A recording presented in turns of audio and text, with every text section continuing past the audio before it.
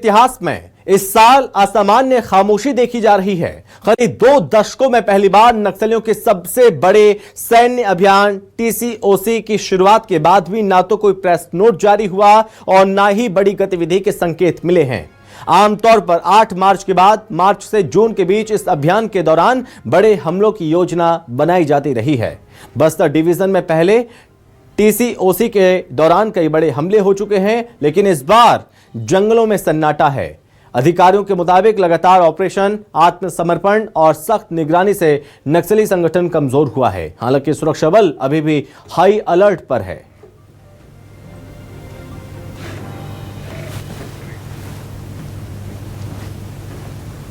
पांच दशकों में ये पहली बार है कि जब बस्तर में टीसीओसी नहीं मनाई जा रही है।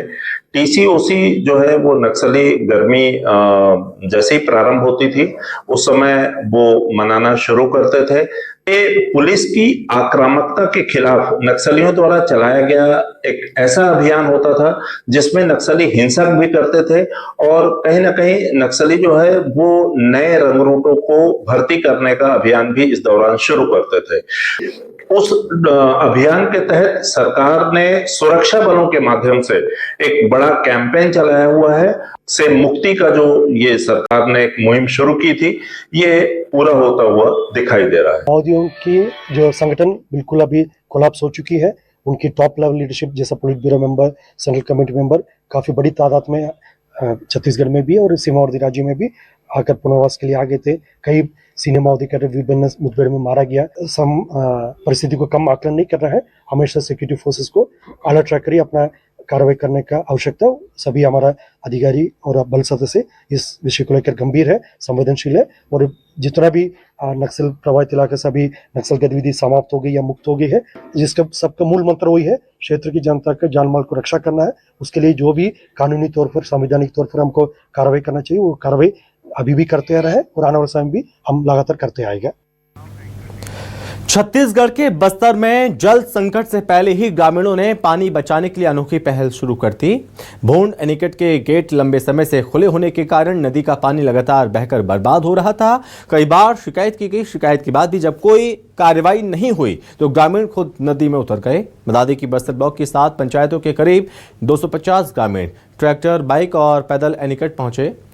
मिट्टी, रेत, रस्सी और पैरा लेकर आए।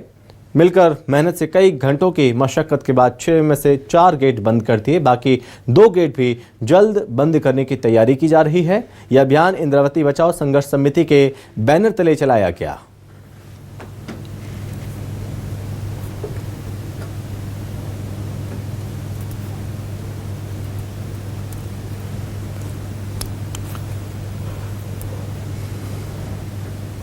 तो काज अच्छा हुए थे।